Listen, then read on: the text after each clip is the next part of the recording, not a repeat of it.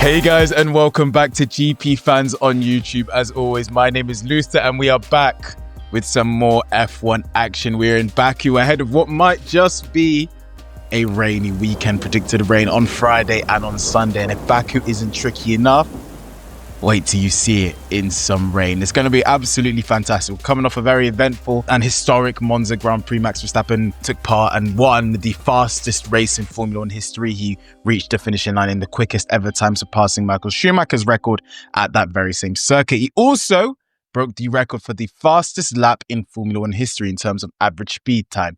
So it'll be interesting to see if he follows that up with another win at Baku. And you know what? After Monza, Red Bull are feeling quietly confident. In fact, not quietly at all. They're feeling quite loudly confident, and we're going to talk about that later on. But first, we have to discuss some of the news that's broken this week from Formula 1. They've announced next season's sprint weekend calendar. China remains a sprint race. Miami remains a sprint race. And in comes Canada, Silverstone, the place where the first ever sprint race was taking place, Zandvoort and Singapore. Now, what races are leaving is the question. Well, the ones that are leaving are Spa, Belgium, Kota, the Texas Grand Prix, Brazil and Qatar. I'm not sure if, to me, those are necessarily upgrades or not, but what can you do? I'm not the biggest fan of sprint weekends ever anyway. But if you look back at Silverstone, that first ever sprint weekend was arguably the worst ever sprint weekend until Miami. To be fair, there was a lot of action on track, I guess, because of the rain, but there wasn't actual action. It was the lowest ever amount of overtakes in a sprint race with just 6, surpassing the first ever sprint race in Silverstone. So it's quite funny that Miami manages to keep one, probably because it's a US one. And you say you lose one like Brazil, a track that promotes a lot of racing. China gave us a brilliant moment for Lewis Hamilton, his first win of any form of Grand Prix for Ferrari. He's obviously yet to win a full-length Grand Prix, but he won the China sprint race. And Zandvoort, I feel interesting, very hard to overtake. Singapore also very hard to overtake, very qualifying dependent tracks, both of those. So I think that's going to be very, very, very interesting to use as a sprint race. I think Canada will prevail though, even though, to be fair, now thinking about it, this season, Canada was also very, very difficult to overtake. But we need to remember new regs. So whilst Singapore or whilst Zandvoort, both very narrow, as Singapore obviously with a bunch of walls around it, have been very hard to overtake on this set of regs, next season it might be a bit easier. And the same with Canada, because Canada typically wasn't a track that was very hard to overtake on, but I feel like at the end of these regs it has become that. Miami, I think it allows drivers to get close to each other, but I don't believe it tends to let people actually overtake each other. So maybe, once again, maybe that will change with the change in aerodynamic systems and how much dirty air cars actually do throw off themselves. And China, I love China as a racetrack. Obviously, at the start of the season, teams and drivers this season, once again, have been very, very much struggling to overtake and follow people in dirty air. At the start of the season, it was the worst it was. If you were on pole, you were winning. And that's obviously why Lewis Hamilton ended up winning the sprint race in China. So hopefully that isn't the case next year as well. That is the second race of the season next year, China. So we got our first sprint race in our second weekend.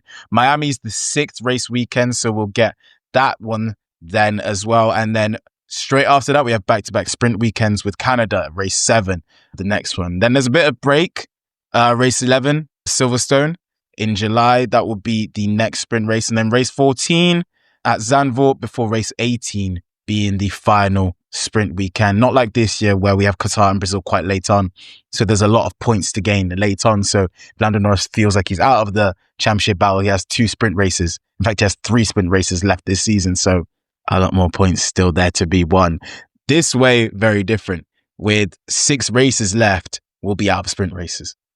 So that also will play its part in the championship. If you have a big gap after race 18, it's going to be a lot harder to make up that gap after that. But that's the sprint weekends. Let us know in the comments what races you're looking forward to. F1 reported a 10% increase in viewership during race weekend. So you see why they're keeping up with it. Me personally, I'm not necessarily the biggest fan of sprints. I don't think they've actually delivered much on track yet. Sprints are meant to be exciting. It's meant to be pedal to the metal. But it just does feel like very often you get a bit of battling early on, and then, well, no one's going to pit, so no one's going to push their tires to the maximum. So once it gets to a point where they haven't got that much grip left, drivers just tend to be happy staying in the position that they are and living to fight the next day for the actual Grand Prix. But now let's get on to Baku, because Baku has been an interesting track, specifically for the man that we're going to be looking at today, Charles Leclerc. He has been dominant at the Baku City circuit, despite not winning. Since coming onto the calendar as the European Grand Prix in 2016, Charles Leclerc is the only driver to have multiple pole positions at Baku. He has 4 in full-length Grand Prix and a 5th in the sprint in 2023. He also holds the track record for fastest race lap and fastest qualifying lap. Leclerc somehow has managed to not have a victory. And obviously there's been multiple times when it's not been his fault. I think the fact that he even got pole position in the 2021 Ferrari is a joke. The 2022 pole position, he was leading the race with a sizable gap to the Red Bulls. Obviously, he took an early pit stop behind a VSC, and who knows, the Red Bulls might have caught up with him. I don't think they would have. And then his engine exploded. In 2023, he didn't have the car to match the Red Bulls. In 2024, he didn't have the car to match the McLaren. Well, to be fair, you know what? I'll be honest. 2024 was one of the ones where he could have done better in defending Piastri. Piastri went for a late lunge, and Leclerc was caught completely off guard. But in coming back at Piastri, we later then found out that Miss McLaren had the mini DRS, which was assisting Piastri down the main straight, which obviously made Leclerc's overtaking chances harder because McLaren had exploited a rule and were... yeah, let's not talk about that. But if you look at every single one of Leclerc's results in Baku, excluding his 2022 ones, he has progressively got one step better every single year if you exclude the DNF. Last season, he finished second. So you Leclerc fans, I'm not out here to trying to give you hope, but it might be the year. It might be the year. It might be the year. Leaving Monza, he spoke quite confidently, but it was more about his ability at Baku. He spoke confidently about Baku, he spoke confidently about Singapore, and he spoke confidently about Las Vegas. Singapore and Las Vegas, he was speaking more about him plus the car. He believes the car will be good enough to challenge for a win at those two places. And then he added in Baku and said, not necessarily because of the car, but because I always feel like I'm good there. So he's feeling confident going into this place, a place that, like I said, the last 5 pole positions, including the sprint qualifying, he's been on pole there. He's been fastest there. He's gone faster there than anybody ever. Both track records he holds. So Scuderia, if there's ever a point to believe, it might be this weekend. But for me, I wouldn't be surprised to see a closer gap to McLaren again. I think the McLaren car tends to look at its most dominant in tracks where they can exploit their sizable downforce advantage, you know, your Zandvoorts and others. But this one, I feel like they're not really going to get the opportunity to do so, mainly only in the second sector, you know, the very windy castle section, and right at the end of the first sector where you have the chicane, areas like that, you might be able to exploit it. But the majority of Baku is how fast is your car? How high a top speed can your car reach? And that isn't the McLaren strength. I do think we're likely to see another Max Verstappen strong weekend. I think in Monza, you saw that the Red Bull came into its own. They had a much faster car when it came to just trimming off the downforce and just being as slippery as possible. McLaren couldn't get anywhere near them. And he's spoken about feeling more confident with his car's setup direction. Max Verstappen a few weeks ago was asked about what his goals were for the championship coming out of the summer break. Now he realistically felt like he had no chance of winning the championship. And he said there's still a lot to learn, you know. He wanted to learn the car, wanted to learn how he could get the most out of the car. And I feel like that's exactly what he's done. And he's at a point now where he can set up his car in the best way possible and get the most out of it. So once again, he came out of Monza then saying he feels like he is at a place where now he knows exactly what he needs to do with the car in order to extract the performance he needs to extract from it. And it wasn't just him that was confident in the Red Bull garage. Helmut Marko also spoke confidently, saying, and I quote, "I believe now everything is possible in this period," and speaking on what he expects for the rest of the season. Now, what do you mean by everything, Helmut Marko? We're talking about a potential 5th straight championship for Max Verstappen. Let's be so real, he's not. But I think what they're saying there is they can get more wins. That Monza victory wasn't going to be Verstappen's final win of the season. They feel like they can get more wins this season. And Max Verstappen probably wouldn't be able to close the gap to Piastri and Norris. He's absolutely miles behind Piastri in the championship. But they now feel they're at a point where they're going to have more weekends like Monza. And I wouldn't be surprised if, looking at how the car looked in Monza, this is another weekend like that.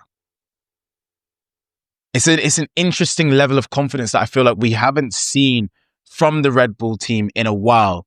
For most of the season, and understandably so, they've been, kind of shooting down expectations, you know.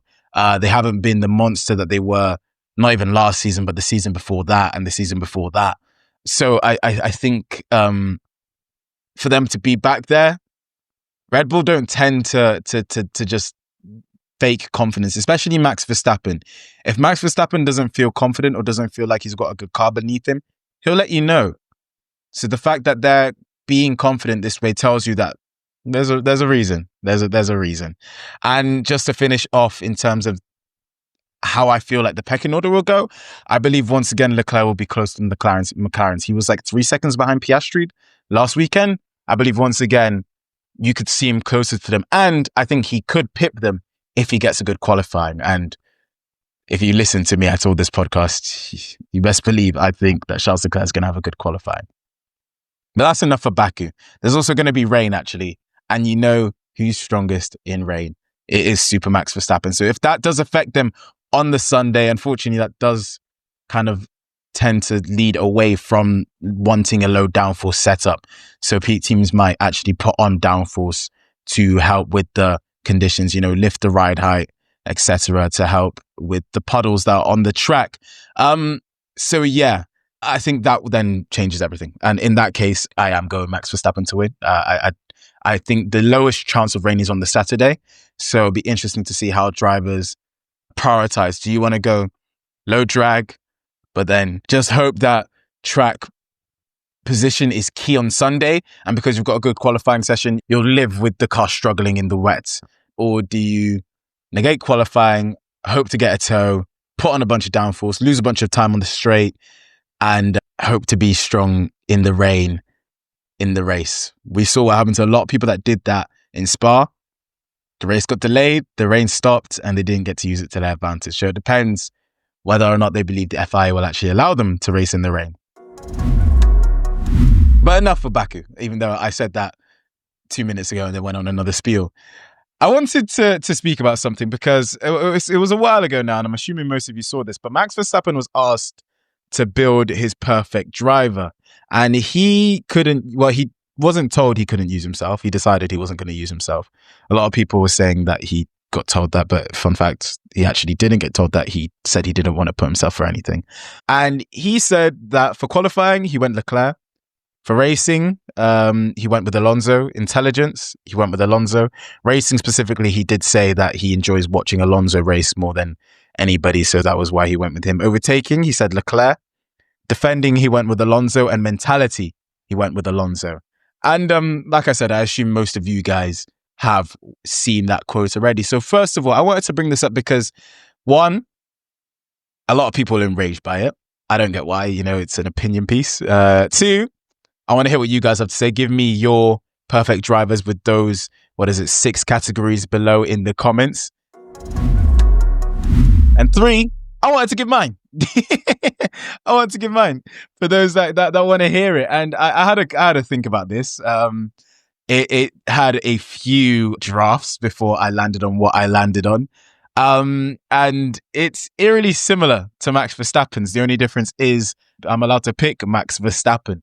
So yeah, I think let me look now. I have got the same as him in 3 categories, and you'll see them in a second. So I'll give you mine, and then I'll go on to speak about why I do not understand why people are annoyed at Max Verstappen for only picking Leclerc and Alonso. What a good boy band them 3 would be. So for qualifying, I feel like this is a slam dunk. I can't imagine picking anybody else other than Charles Leclerc. I think Charles Leclerc is the best qualifier on the grid, and I don't think it's a question. I think Max Verstappen is a second place, a close second place, but I think they are the outright top 2. And I think whilst it is a close second, I can't see why you would pick Verstappen over Leclerc as a qualifier. But then you go to race pace and racing in general. I don't think anybody touches Max Verstappen. I think Max Verstappen on a Sunday is by far the best driver on the grid. I don't think anybody comes near him on a Sunday. I think no matter how fast the Red Bull is, no matter how slow the Red Bull is, he is a threat to win. And no one on the current grid at their current ability, I'm not talking about people 5 or 6 years ago, their current ability gives me the fear that Max Verstappen gives me on a Sunday. When it comes to intelligence in general, I tend to agree with Max Verstappen. I'm going to go Alonso simply because of his time in the sport. Alonso made his debut in Formula One when I was a baby. I'm 25 now. So I think the intelligence comes along with his experience. And I think he is not just a Formula One driver. Fernando Alonso is a driver. So I have to give him that there. In terms of overtaking, I put 2 people here. This is another place where I technically agree with Max Verstappen because I put Verstappen / Leclerc. For me, though, I'm going to give the edge to Leclerc. I think Verstappen and Leclerc are both the best overtakers on the grid, but I think it depends what type of overtake you like. Max Verstappen is a brutal overtaker, and I find it absolutely astonishing. He's hard-nosed. He's going to stick his nose in there. He's going to do the riskiest overtakes possible, and he's not afraid of being hurt or hurting you in his overtakes, and I find it so sick. Funny saying this after Zandvoort with what Charles Leclerc did to George Russell later on in the Grand Prix, but Charles Leclerc for me is the most aesthetic overtaker on the grid. You look at his overtake on George Russell at the start of Zandvoort on the first lap, where he sent him right, took him left. You look at his overtakes on Perez, multiple in Kota, his overtake on Perez in Las Vegas. You look at his overtake on Lewis Hamilton in the sprint race in Qatar. Charles Leclerc knows how to send, brother. He knows how to send people with his overtakes. And that's why I would give him... I don't think he's necessarily better at overtaking than Max Verstappen. I do think that I prefer watching Charles Leclerc's overtakes to any driver on the grid. I think they are beautiful. And in terms of defending, the guy's been a brilliant defender since I was in primary school. It's Fernando Alonso. It is just Fernando Alonso. No one can get past him. Give Alonso a good car. I look back at the 2021 Hungary Grand Prix. I get that Ocon won the race. It was circumstances that allowed Ocon to win the race. And you saw how quickly Hamilton caught up with Ocon once he got past Alonso. But the fact that Alonso kept Lewis Hamilton behind him in that Alpine when Hamilton was in the fastest car on the grid for 11 laps shows you just how good an over. I get it's Hungaroring and Hungaroring's hard to overtake. Hamilton dispatched everybody else on the grid besides Alonso. Alonso, for me, if he has a car underneath him, and it doesn't even have to be just as quick as you, he'll keep you behind him. And it'll be so frustrating for you. He's been one of the greatest defenders since you go back to 05 Imola, keeping Michael Schumacher in that Ferrari behind him. you know, I have to give it to him. And the mentality, once again, it's Super Max Verstappen, isn't it? I don't see how anybody could argue anybody else. The guy is an outright savage. He's a demon. He's heartless. He is he has this fear factor and wants to have the fear factor on absolutely everybody on the grid. And for that, I have to give it him. He's never out. He's never down and out. He's always searching to be better. He's a race-aholic. He's obsessed with racing. His mentality, his work ethic's fantastic, you know? And for that, I'd have to give it him. So to just summarize, qualifying, I went Leclerc. Race pace and just racing in general. Sundays, who am I picking? Verstappen. Intelligence, Alonso. Overtaking, I went with Leclerc just over Verstappen. Defending, Alonso. And mentality, Max Verstappen. So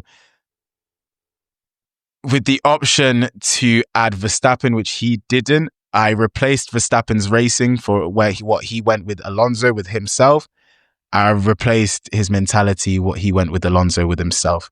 And mine is also just Leclerc, Alonso, and Verstappen having two things each. Well, once again, I said I wanted to talk about people being irritated with Verstappen apparently not giving Lewis any credit. I think it's absolute nonsense. I think Max Verstappen was asked his opinion and he gave his honest opinion. I don't think Verstappen will ever lie about his opinions. I don't think this had to do anything with Lewis Hamilton. I think the only people making it have to do with Lewis Hamilton are Lewis Hamilton fans talking about this and making it about Lewis Hamilton. Max Verstappen races a lot with Leclerc on track throughout his life. And he personally said that he sees Leclerc's overtakes and enjoys them. He loved the George Russell overtake. He spoke about it and he said he found it really good. So I don't think there's anything that comes from a place of negativity towards any other driver. I think the world champion, the 4-time world champion, was asked his opinion on something and he said it. He was also asked who he thinks is the greatest F1 driver of all time. And he said there's way too many great drivers for him to pick one and didn't give his opinion there. So I don't think this is a big thing, and I think people that were making it just want to make an argument out of anything, just the same way when Alonso bigged up Max Verstappen's Japan qualifying lap and his Japan weekend. Johnny Herbert tried to make it about how Fernando Alonso was only giving Max Verstappen credit because he doesn't like Lewis Hamilton. Max Verstappen hasn't battled Lewis Hamilton since 2021. But Johnny Herbert made Fernando Alonso giving Max Verstappen credit in 2025 about a beef that he has with Lewis Hamilton in 2007. It's once again, certain people don't allow you in Formula One to give certain people praise without it being a dig at another person. Have you guys ever seen the tweet that says Twitter's the only place where you can say one thing and people take it the other way? Like, you go in talking about, oh, this isn't the exact tweet, but I'm going to say this now because I can't remember what the example they actually used. But like, you can tweet, oh, I love Subway. And someone will be like, why do you hate KFC? He was giving Fernando Alonso and Charles Leclerc credit. Doesn't mean he doesn't respect Lewis Hamilton. I'm away next week, guys, but the following week I'll be back to talk about a bunch of stuff. Hopefully you guys enjoyed. Once again, let me know your perfect driver in the comments, and I'll see you again soon. Peace.